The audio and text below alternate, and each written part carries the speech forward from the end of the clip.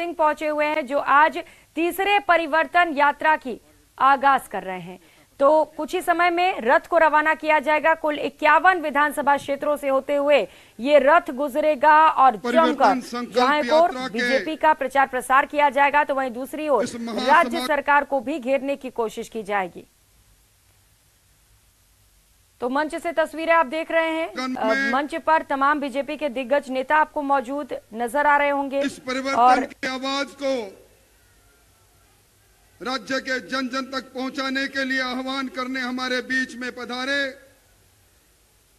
इस देश के यशस्वी रक्षा मंत्री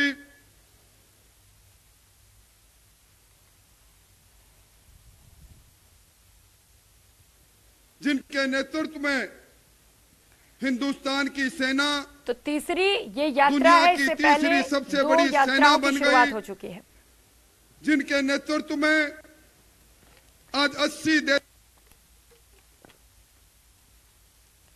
तो विधानसभा चुनाव बेहद नजदीक हैं, ऐसे में कई यात्राएं बीजेपी की ओर से निकाली जा रही हैं। ये तीसरी यात्रा है जिसका शुभारंभ रक्षा मंत्री राजनाथ सिंह कर रहे हैं। इस पार्टी का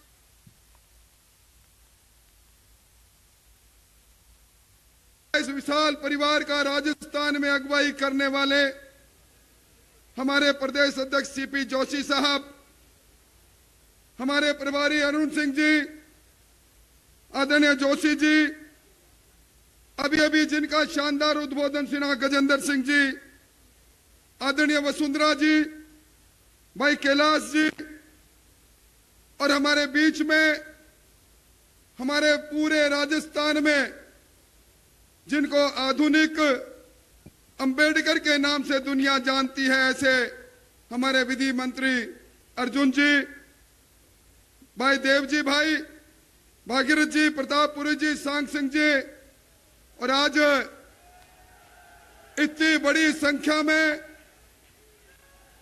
इस दूरस्थ जिले के अंदर गांव-गांव, ढाणी-ढाणी से आए हुए मोतियों से महंगे किसान भाइयों,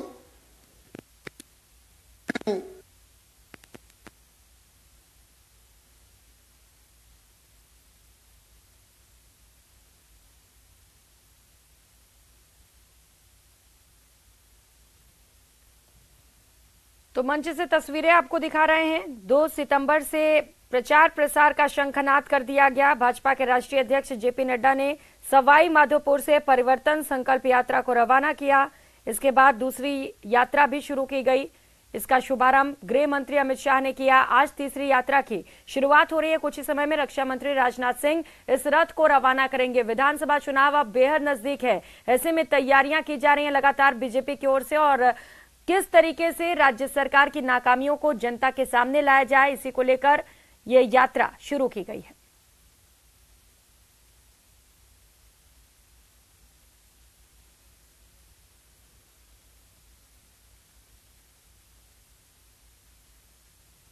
उन्नीस के अंदर जब युद्ध हुआ था, भारत पाक युद्ध में, इसी धरा पर पाकिस्तान से प्रताड़ित होकर, धार्मिक आधार पर प्रताड़ित होकर एक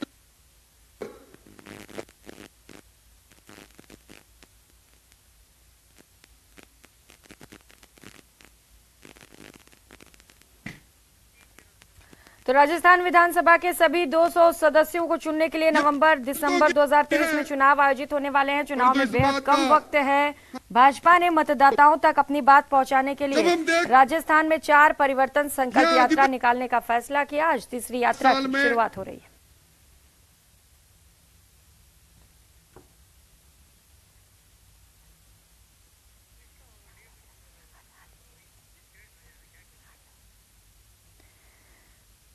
तो आज तीसरी यात्रा की शुरुआत हो रही है। 2 सितंबर को सवाई माधोपुर से पहली यात्रा शुरू हुई। सवाई माधोपुर से निकली ये यात्रा 47 विधानसभा क्षेत्रों से होकर गुजरने वाली है और 18 दिनों में 1847 किलोमीटर की यात्रा पूरी करते हुए पूर्वी राजस्थान के सभी विधानसभा क्षेत्रों में जाएगी। इसके बाद दूसरी यात्रा की शुरुआत की गई।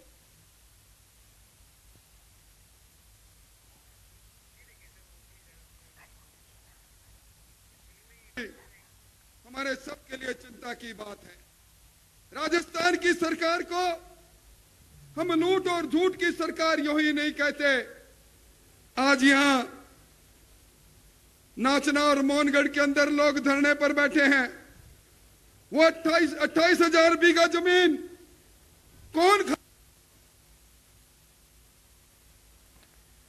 तो नेता प्रतिपक्ष को आप सुन रहे हैं, कैसे उसका राजेंद्र रिकॉर्ड राठौड़ जल को। गया।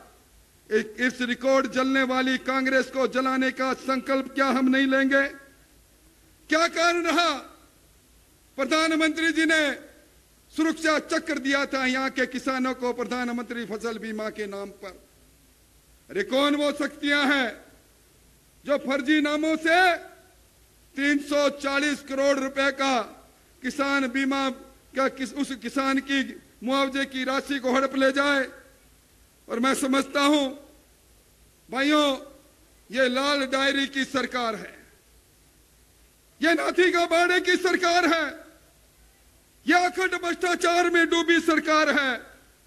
और अचंबा तो तब हुआ जब यहां के किसानों ने ज्ञापन दिया। राजनाथ सिंह जी की सरकार ने चने की एमएसपी पर 3,335 रुपए प्रति क्विंटल में कहते हैं मुख्यमंत्री जी आपकी कुर्सी तोड़ने के लिए जनता तैयार है, जनता आ रही है। और आज से 1 महीने 4 दिन के बाद आचार संहिता आ जाएगी। सरकार ने राइट टू हेल्थ की बात कही। आज आपके हॉस्पिटलों की हालत क्या है? आपके नाचना, पलसूड़, बनियाला, सांकड़ा में कॉलेज खोले गए, पर कॉलेज धर्मशाला में चल रही है, लेक्चरर नहीं, प्रिंसिपल नहीं। नगर पालिका पोखरण के अंदर हमारी नगर पालिका है, 15 ईओ बदले गए। क्या इन सब लोगों के बीच में जहां बिजली गायब है, जहां भ्रष्टाचार का तांडव है, और मैं कहना चाहता हूं अन्नपूर्णा योजना का किट जो बांट रहा है, इसको ले मत लेना भाइयों। इसमें संस्थागत भ्रष्टाचार हुआ है, इसके सैंपल फेल हुए हैं। चाहे स्मार्टफोन की बात हो, चाहे अन्नपूर्णा किट की बात हो, महंगाई राहत अब याद आई है गहलोत साहब को। ये 5 साल की सरकार थी, अब 5 महीने की सरकार। इस सरकार के जाने के दिन है, इसलिए कहा है किसी ने, आने वाले का बोल बाला और जाने वाले का मुंह काला। आओ सब मिलकर इस भ्रष्ट सरकार के मुंह को काला करें, और जो आह्वान हमें मिलेगा उस आह्वान के आधार पर इस सरकार को नष्ट नबूद करें। अगर मेरी बात से सब सहमत हैं तो जोर से बात करेंगे। मैं कहूंगा सड़ी गली सरकार को, आप कहेंगे एक धक्का और दे। सड़ी गली सरकार को, जोर से, सड़ी गली सरकार को बिजली पानी दे न सके जो सरकार निकम्मी है। बहुत बहुत धन्यवाद। धन्यवाद राठौड़ साहब। इस देश के पहले कानून मंत्री होते थे बाबा साहब अम्बेडकर, और उन बाबा साहब अम्बेडकर के साथ कांग्रेस ने क्या व्यवहार किया, नेहरू जी से लेकर राहुल गांधी तक, वो सारी दुनिया को पता है। नरेंद्र भाई मोदी की सरकार में कानून मंत्री बने हैं अर्जुन राम जी मेघवाल, हमारे राजस्थान के लाडले। अम्बेडकर के बाद पहले दलित नेता जिनको कानून मंत्री बनने का सौभाग्य प्राप्त हुआ। मैं उनसे निवेदन करता हूं पधारें और इस सभा को संबोधित करें।